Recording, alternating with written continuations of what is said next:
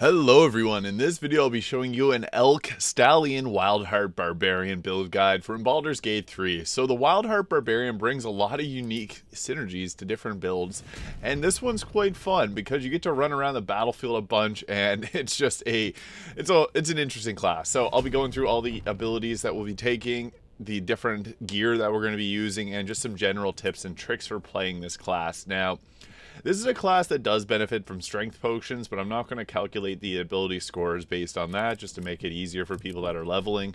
As for our ability scores, ideally we would have a dexterity class of ideally it'd be about 16. This is going to give us increased armor class and increased initiative. Constitution is an important asset for us, as well as having a higher constitution means that we're going to be able to resist more attacks because of the unarmored defense that we get as a barbarian. So when we're not wearing armor, we add our constitution modifier to our armor class. Now, there is a way to make our constitution even higher. In Act 3, there's an amulet you can get that'll set our constitution to 23, which will give us a nice addition to our armor class. So later in the game, you can actually dump your constitution and put the points into your charisma if you'd like. But as for the build, we're going to go with something like this. Now, Hag's Hair on the strength would be great, or if you're using strength potions, you can also dump your strength. But we're going to roll with something like this for our ability scores. And yeah, this build's quite interesting. The ELK Stallion gives us a few different options that I'll be going over here. So the Barbarian gets at level 2 Danger Sense, advantage on dexterity saving throws against trap spells and services. And we have Reckless, so on your next turn you have advantage on attack rolls, but enemies would have advantage against you.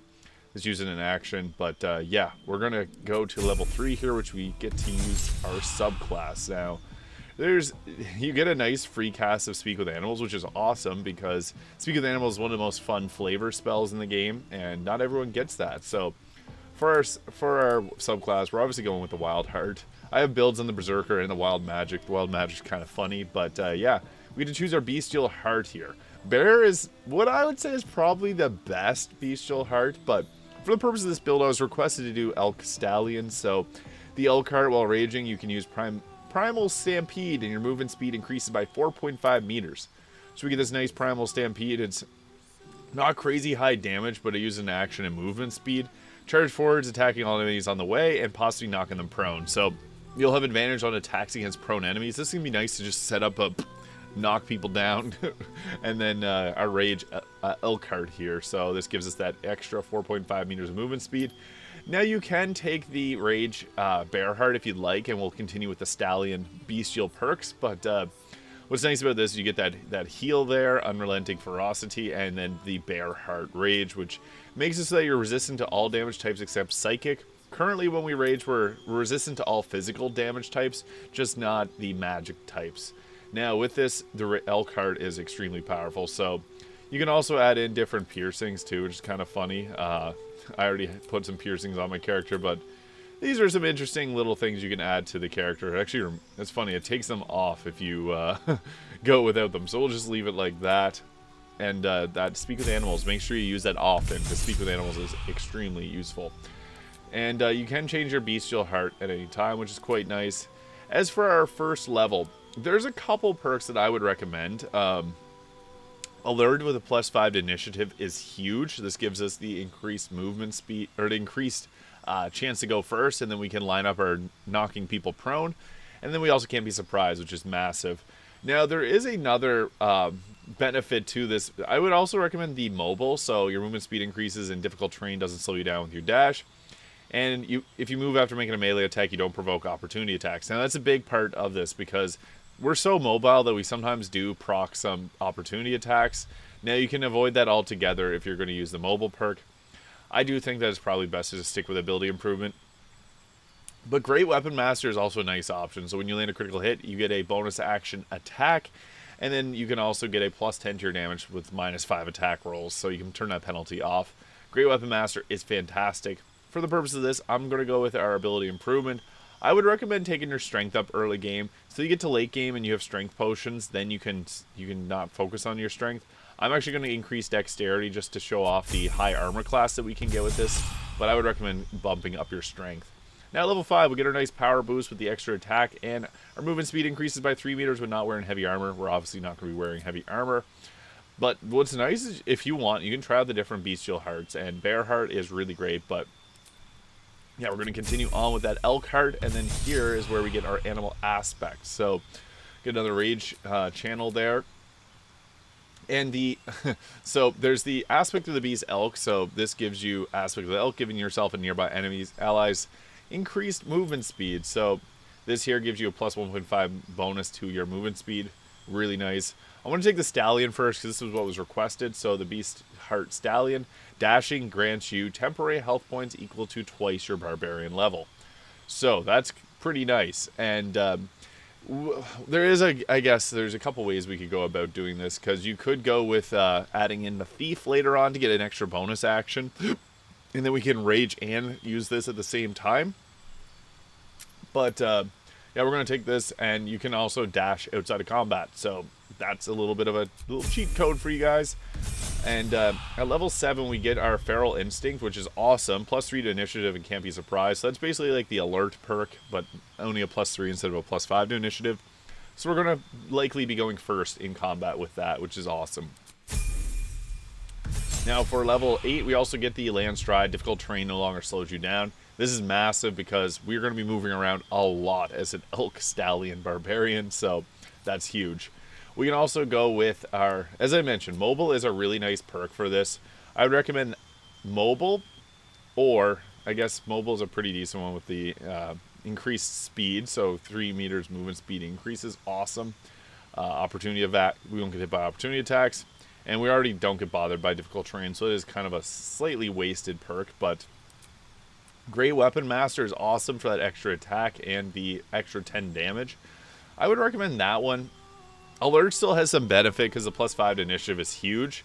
Athlete's also pretty good too with the jump increase, but I'd rather be dashing around with this.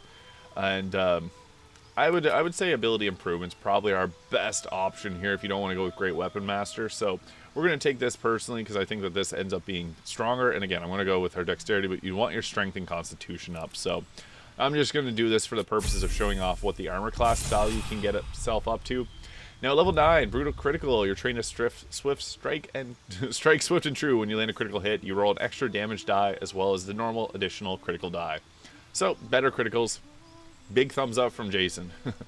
Now, level 10, I would say, is when this build kind of caps off, and I would recommend adding in another aspect or another multi-class.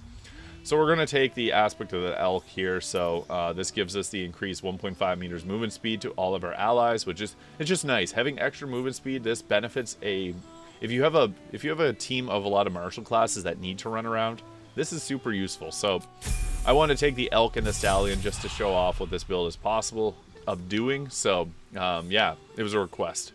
Relentless Rage. Once per short rest, if you drop to 0 health points while enraged, you gain 1 health point instead of being down. Pretty much death ward for a barbarian. That is nice. Although, I think adding in the fighter is our best option here. So we get a nice bonus action heal if we're ever in a pickle. And defense is good. So +1 armor class while wearing armor. But we're not, unfortunately. So we're wearing clothing, which doesn't give us that extra benefit. But we can go with the Great Weapon Fighting. When you roll a 1 or 2 on a damage die for an attack with a 2-handed melee weapon, that die is re-rolled once. So, flat out, higher damage. That's really great. We're going to be using 2-handed weapons. If you're going with a, God forbid you use a shield, dueling is a good one. If you're more focused on ranged attacks, archery can be good. But we're going to go with Great Weapon Fighting. And then at 2nd level fighter, we get our beloved Action Surge, which is just awesome for that extra amount of attacks we can get off. So the typical way about going about this, I'll go through the gear in a minute.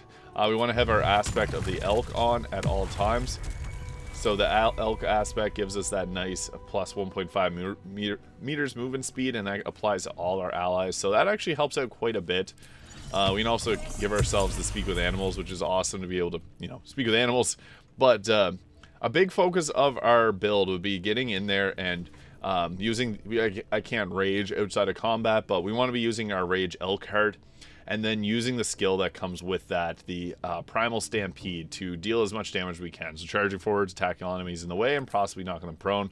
I can't show you guys what it looks like, but it's similar to the Charger perk or the some weapons will have that rush forward attack, like pikes, so it'll benefit from that. Now, as for our gear, this is where there's a lot of specific to Barbarian gear, like the Bone Spike helmet. When you rage, hostile creatures within 3 meters must succeed a Wisdom saving throw or take a 2 to 8 psychic damage and receive half on a save. And we also get a nice menacing attack there, so that's another option. We can potentially do some crowd control with that because it frightens the target. Now, there's also some others, like there's the Horns of the Berserker, +2 to attack rolls when attacking creatures have already taken damage. Melee attacks deal an additional 2 necrotic as long as you don't have your full health. So this can be a good one too if you're in rage. Cloak of Protection, +1 armor class, same as the Ring of Protection. And then also the Bone Spike boots give you a +1 armor class in saving throws if you're not wearing a shield or armor. And we get an increased movement speed by 1.5 meters. Usually I'm a fan of the boots that give you the plus, I guess I swapped them off to someone, the +1 armor class, but these give a +1 armor class saving throw and give us further jump distance. And we get the Brutal Leap perk too, so we can use the Brutal Leap here. Leap at a target and possibly knock it prone. Bonus action, but it's nice to be able to hit with that because it's pretty effective. So that is that. And the Bone Spike gloves, your attacks ignore resistance to slashing, piercing, bludgeoning damage. So if there's a target that's resistant to physical damage or they Blade Ward, we ignore that. Now, we got a nice armor class of 25. This is why I wanted to do the ability scores on dexterity, because 10 armor class, 5 from dexterity, +6 from constitution, from the unarmored defense, +1 from Ring of Protection, evasive instinct, cloak of protection, and wave mother's robe. We can even go one step further and equip the vest of soul rejuvenation. That gives us 26. Although I would probably recommend, even the Robe of the Weave would give us a nice 26 armor class, but I do think that the best option is probably the Bone Spike garb. So it gives us 15 temporary health points whenever we rage. So this does not stack with the Stallion one, the health that you get from the Stallion, the 20 temporary health that we'd be getting with our 10 levels of Barbarian. And reduces all incoming damage by 2 when the wearer is struck by a melee, and the attacker takes 6 damage. So this all works together very well.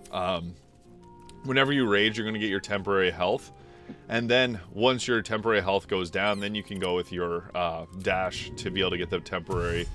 So what's nice, you can see there, we got our free 20 health by using our dash outside of combat. So yeah, do that. That is, I guess, the biggest way to circumvent the...